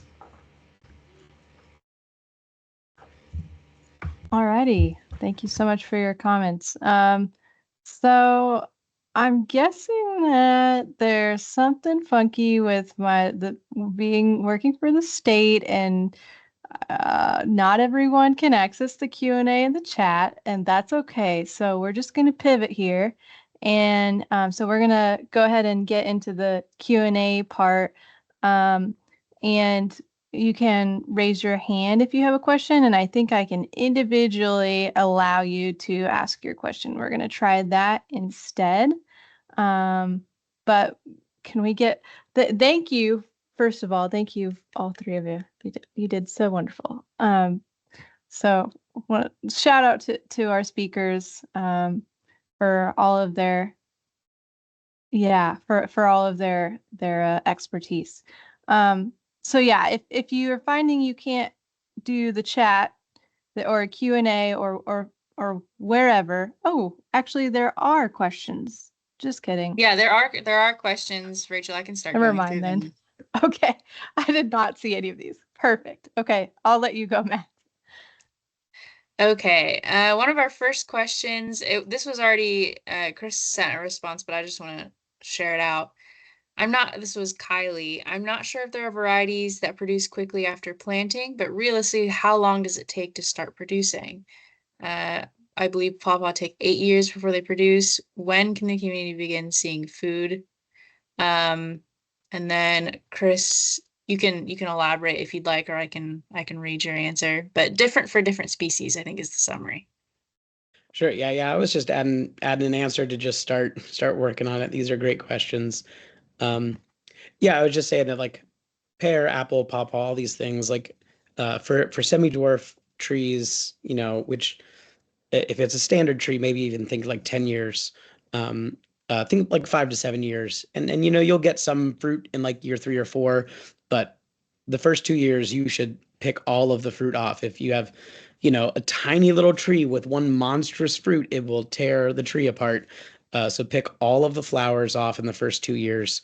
But also peaches, they just grow so fast, and they aren't super long-lived trees, but in 3 years or so, you'll have like a pretty decent amount of fruit, like something that you'll be happy about, instead of like, great, the one fruit, cool. You'll get something quickly. So I try to pair those together, and then we plant a lot of tomatoes or other things to just start associating people's mind with fruit in this, even though the first couple years they're just sticks in the ground. Okay, thank you. Can I add a little bit to that real quick? Oh yeah, go ahead. I'll just say that harvest extension is one of the things we've been working on intentionally over the past couple years, right? If we have only historically been having food available from, let's say, like May to August or something, can we squeeze in another month or two on either side? How do we ensure that there's always something growing that's maybe ready to harvest?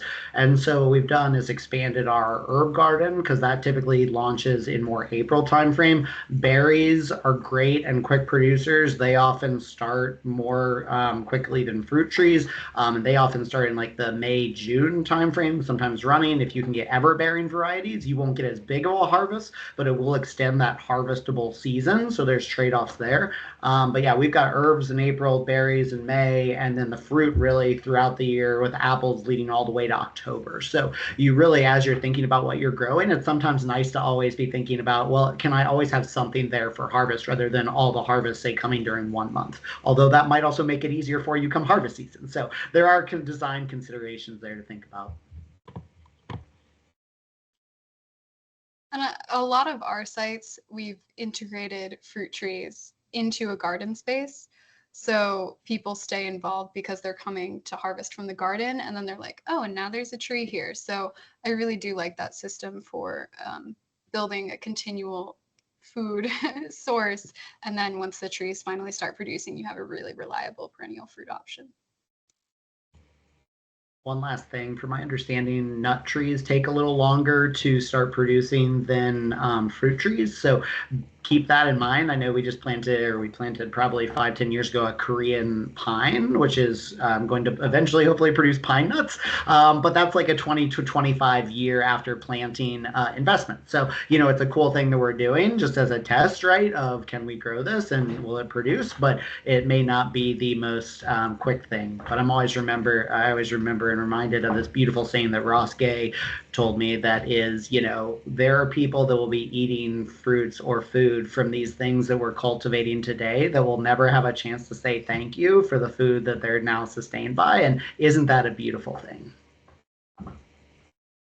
Makes sense why pine nuts are so expensive, I guess. We have had Okay. success with hazelnut bushes producing more quickly. I'm not sure, Chris, if you've had that experience too. They're the fastest. Okay, are we ready for the next question? We had a couple of folks ask about keeping animals away from the orchards. I know we mentioned rabbits, but I think deer. Yeah, do you have issues with deer eating plants and trees? If anybody wants to address that. Yeah, I should have mentioned this with design. So for deer, I mean, if you have deer, we cage trees, and we do that these days with with welded wire. So like remesh or something like that you would use as underlayment or like in concrete work, because it's like a 4-inch, like it's a wide enough hole that you can still get your hand through, and then we encircle it in like 3.5 feet of a circle. So it gives a lot of space to the tree. You can still reach in, but the deer can't reach in. And generally the tree gets outside of that, and you're still harvesting from the aerial parts of the tree above browse. But you just got to protect the tree in the early days. It does create a bit of a barrier.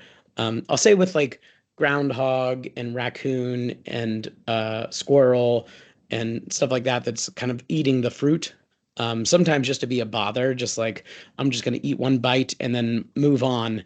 Some of the best protection is thinking of like, do I have like just an endless amount of lawn or a moat of a difficult to traverse area before you get to the trees? If you put that orchard tucked right up against a forest line, or close to where those animals are coming from, it's going to be harder. So it's a real design choice to consider.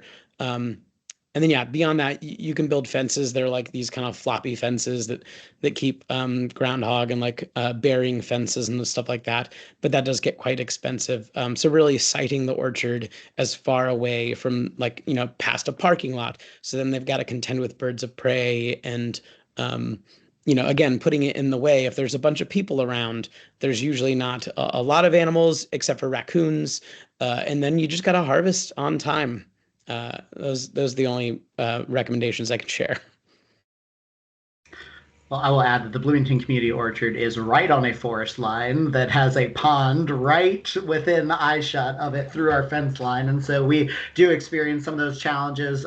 We've been successful for the most part in keeping deer out with a 10 to 12 foot tall fence around that will have visual kind of symbolism and interpretation by the community as well that might not see that as a welcome and free for anyone kind of space. So there are some trade-off considerations there. Maybe just some welcome signage needed, but we have had to add a metal kind of denser fence line around the perimeter to keep out as best we can the rabbits. Squirrels we've given up on. We were losing a bunch of unripe peaches one year, and we were like, who is harvesting these? And we put out some tracker cams and got all these terribly cute pictures of squirrels just taking a bite out of it and throwing it down, going to the next one, taking a bite and throwing it down. So yeah, some of these pests you kind of have to just live with. What I will say is I've heard some people say plant some like sacrificial trees or shrubs around, so maybe like an elderberry or serviceberry or not. I love all these berries, just so you know, they can be sacrifices for me too, but something that produces an abundance that might be a distraction and an easier source of food for them if they're going to get in than say your precious fruit trees. Yeah, I would echo the sacrificial tree.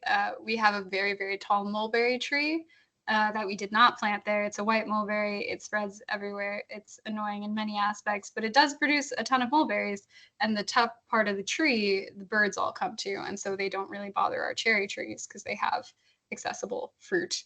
As far as deer, I think the only thing that really keeps them out reliably is fencing. A lot of people will talk about like deer deterrents, like capsaicin or garlic or Irish Spring, or like motion sprinklers, and those will work to some extent, but deer will get used to them, especially if they've already established your orchard as a food source. So I've not found any of them to be reliable in the long term. People traffic definitely keeps them away. And then our executive director swears by fox pee, which you can get at hunting stores. It doesn't smell good because it's fox pee, but apparently it'll keep deer away. And then as for groundhogs, which are also a huge problem in vegetable gardens, trapping and or kill traps because legally you're not supposed to move them. But they start breaking dormancy around February, so like right now. So if you get them earlier in the season, they won't affect your harvest as much, but just continual trapping. They're most active at dawn and dusk. Remove them as much as you can. Groundhogs stuck. I don't like them. Yeah. Chris, is it also true that daffodils maybe keep the voles away as a natural deterrent that also has the flowers that Katie was talking about, making sure we get in the... Yeah, daffodils are poisonous to rodents and voles that might be trying to chew at the roots of young trees and could kill a tree if it's young enough in the first couple of years. Yeah, and that goes to somebody asked a question about comfrey. Yeah, comfrey's great to plant right next to the tree. Maybe not literally next to it, but like, give it a foot off because it's a pretty large plant that'll grow, like a 2.5 foot crown. But for a young orchard, like freshly planted, comfrey, yarrow, and daffodils are great things to add around the base of the tree. I would say from our lessons learned there, comfrey is wonderful and it's very much easier to plant than it is to get rid of. And so we planted ours basically a foot away from those trees, and that was a little bit too close as we realized. Maybe give them 2 or 3 feet depending on how big the tree is and how wide that drip line is going to be. Really, the goal I think is to not plant too much within the drip line because just like grass is a competitor, other things can compete for those same nutrients.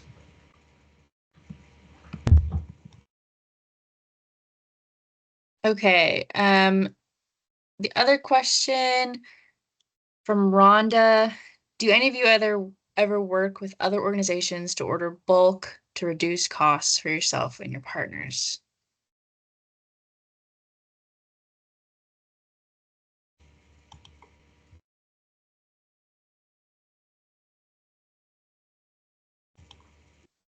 I mean, we certainly do order in bulk, and we don't have to work with other partners because we're just planting a lot of fruit trees.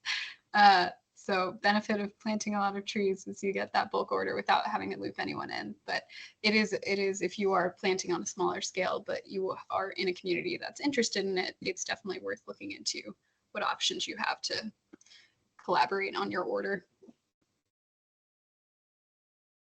We also don't really do that and haven't done that as much since we were doing some really large scale free fruit tree giveaways a few years ago. But what I will say is we do have other groups in the community, like our neighborhood planting project, that does bulk order and or work with like the local DNR and other services that are cleaning up forestry and pulling, native species, be it persimmons or otherwise, and are then giving those away as bare root starts. So that's another great and often free resource in some communities.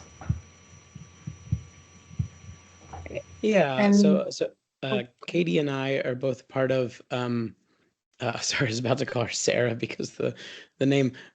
Katie and I are both part of a network, the Giving Grove Network. She mentioned, great resource on disease resistance and pest identification, free on their website. But also there's about 11, I think, different cities, regions in the country that are a part of this. They're always looking for more people to be involved. Like we're all running like rather large programs, different than like, just running a community orchard. And through that network, we actually do lots of like bulk purchasing of, like I just got 500 tree wraps, but really a lot of bulk things do require bulk work. Like a nursery, like bulk for a nursery is not 20 trees, it is 500 trees for the most part. So I do really like that idea, maybe riffing with what Josh was saying, like if you have enough people in your community that want trees in their own front yards, and you can get 500 trees one time, and then plant, 30 or 50 or whatever you're doing at your own like kind of community orchard, and everybody else kind of reserves trees. That might be a way to break down costs. I'll also say there's Ohio Earth Foods is kind of like bulk purchasing of soil amendments and stuff like that. There's a local pickup in Cincinnati. Other communities kind of basically ship. So like farmers will join in on this order, and gardeners, and not just people into orcharding. So finding ways to get like Revita compost or potting soil or kelp, just a whole bunch of other amendments. Find like pairing up with a group that might be, like across several cities near you might be a way to go. Okay, really quick. We have about 5 minutes left. So I know that Kim has been waiting patiently. I don't know if she has a different question. But I wanted to just let everyone know that I'm going to share a list of all the resources that were provided, as well as contact information for the speakers that were okay with it. So if you have more questions, or if other things come up, we'll have a list and things to reference later on. So I do have a question. yeah, sure. That I know Chris and Katie because I'm also in the Giving Grove Network. I'm in Pittsburgh. So hi guys, great to hear from you. This was super cool to learn more about your projects, and I learned so much, and from Josh too. So my question that I feel like I've never really gotten an answer to is, say I get a 3-year-old pawpaw. Do I still pick the fruit off for 2 years since it's 3 years old, just because it's not in the ground, it's been living in a pot and that's stressful for it? Or is it like 2 years from a whip that you pick the fruit off? Like what would you do with that? I might even have 4 or 5-year-old pawpaws. Like we get pretty big pawpaws from forest killing. So that's my question. Yeah, 4 or 5-year-old pawpaws are just so crazy in pots. I would say if it's in the pot, I would pick the fruit, because you don't want to stress it. It is going to use nutrients to make that happen, and you want it connected to a ground community. We were talking earlier about, Josh was mentioning, like soil community, and like fruit trees eat bacteria. Like, as a major component of their diet. They don't just sit there eating rocks. Like, I know we talk about like various micronutrients and nutrients and stuff like that. They don't only eat rocks. They eat bacteria. And before Haber-Bosch and like synthetic fertilizers, they were eating nitrogen and bacteria and biology that existed in the soil. So like, that little pot, that's its whole life, that's its whole world. And unless you are feeding subsequently, then yeah, maybe you could enjoy those fruit. But yeah, generally with pawpaw, I wouldn't worry too much about like 3 or 4 year old trees picking the fruit. But again, the tree is trying, like, you want the tree to grow tree in those early years. So yeah. I'm saying, like, I get in potted trees in the fall and I plant them in the fall, or I plant them in the spring, and then we get bare roots in the spring that we pot up, and we wait a season to plant them. So, like, once they're in the ground, I'm just wondering whether to tell my stewards, like, for the first 2, summers, like for 2 years, pick all the fruit when they have a 3 or 4 year old pawpaw, I would say maybe at least the first year, pick the fruit off if it's putting out fruit. Okay. And then for all the other trees besides pawpaws, just pick it off for 2 years, you think? Yeah, it's a little hard to tell unless I can actually like see the caliper of the tree. Like a lot of these things are dependent on how much the tree can support its own life. But for the first 1 or 2 years, it's going to be resorting itself in the soil. Okay, thanks.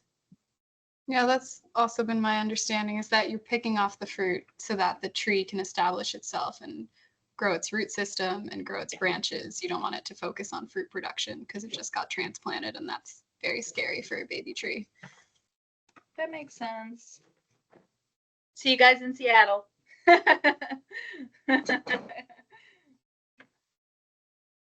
Okay, well, it is 8 o'clock. Thank you guys so much for coming. Hope you learned a lot. I certainly did. And I hope you guys have a good evening. Ready. Take care. Thank y'all.